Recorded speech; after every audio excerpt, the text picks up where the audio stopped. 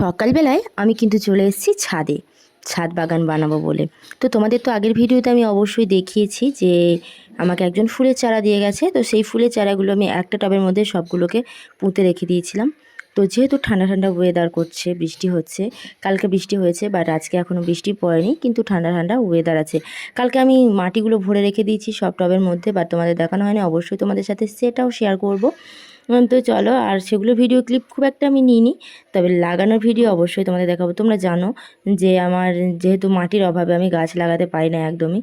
তো এই যে আজকে মাটি পেয়ে গেছি অনেক, তো যেহেতু মাটি পেয়ে গেছি ওই জন্য কিন্তু প্রত্যেকটা টবে ম্যাক্সিমাম 10টা টব আমাদের বাড়িতে।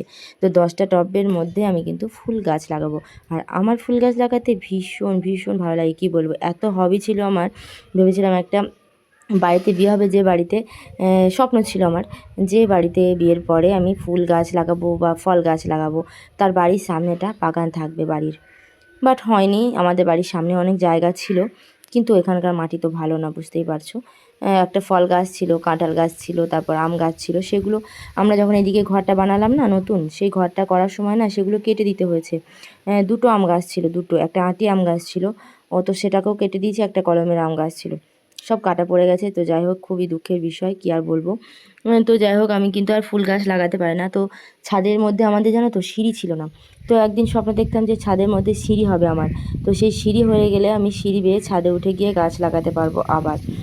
তো সিঁড়ি হওয়ার পরেও কী বলো তো, টব কিনে নিয়ে চলে আসা হলো। আমি প্রত্যেকটা টব আমি কিনেছিলাম সবটা। তো সব টবগুলো কিনে তো আনা হলো, কিন্তু মাটি পাচ্ছি না। কেমন কপাল চিন্তা করো আমার, মাটি পাচ্ছি না। তো এখন তো ধরো বর্ষাকাল, আমার হাজব্যান্ডকে অনেকবার বলার পরেও মাটি এনে দিতে পারলো না, আমাকে দিলই না এনে। কী আর বলবো বলো, আমার এর থেকে কষ্টের বিষয় আর কিছু নেই। আমি এত গাছ লাগাতে ভালোবাসি, কিন্তু এনেই দিল না। তো যাই হোক, এইদিকে দেখো গাঁদা গাছ পুঁতে রেখেছিলাম এই টবটা বালতিটায়, ড্রাগন ফল লাগিয়েছিলাম। কি করব, গাছগুলো তো ফেলে রাখলে মরে যাবে, তার জন্য একটা টবের মধ্যে ওরকমভাবে আমি লাগিয়ে মানে পুঁতে রেখেছিলাম যাতে গাছগুলো বেঁচে থাকে। তো আজকে যেহেতু অনেক অনেক চারা গাছ, তো অত চারা গাছ কোথায় লাগাবো, এক একটা টব তো নেই, তার জন্য এক্সট্রা করে তো একটা করে গাঁদা গাছ, একটা করে দোপাটি ফুলের গাছ লাগিয়ে দিচ্ছি। তো যখন ফুল হবে কি ভালোই না লাগবে, কি বলবো। আমার বাবার বাড়িতে জানো আমি প্যাকেট পেতাম, যা কৌটো পেতাম, আমাদের বাবার দোকান আছে যেহেতু মুদিখানা, কৌটো টৌটো এটা ওটা টিন যা পেতাম, টব, প্রত্যেকটা জিনিসের মধ্যে মাটি ভরে। আর ওখানে মাটি অ্যাভেলেবেল পাওয়া যায়, কিন্তু আমাদের এখানটা একটু শহর টাইপের, মানে সবাই খুব একটা বাইরে অতটা যায় না মাটি ফাটি আনতে। আর আমি যেহেতু বউ এখানকার, আমি তো আনতে পারবো না। ওখানকার মেয়ে ছিলাম ধরো, আমি নিয়ে চলে আসতাম ব্যাগে করে, বা আমার বাবাকে বললে কিন্তু আমার বাবা এনে দিত, আমার বাবা এনে দিত। আর এখানে আমার হাজব্যান্ড তো এনে দেয় না আমাকে, কি করব। তো ওই জন্য আমাদের পাশের বাড়ি একজনের ট্রাক্টর আছে, তো ওদের সেই ফালের মধ্যে অনেক অনেক মাটি লেগেছিল।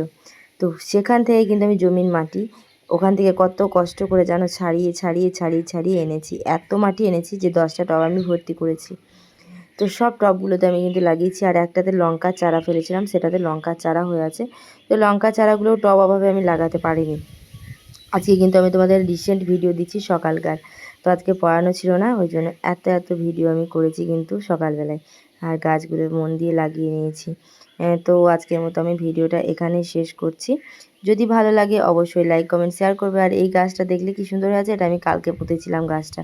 আর এই গাছটার অবস্থা দেখো, সরু টিংটিঙে হয়ে উঠে গেছে, কিন্তু কোনো পাতা নেই। কী আর বলবো, এই গাছগুলো থাকবে এর মধ্যে। তো চলো একটুখানি করে জল দিয়ে দিই, যেহেতু পোতা হয়ে গেছে। টাটা সবাইকে, সবাই ভালো থেকো, সুস্থ থেকো।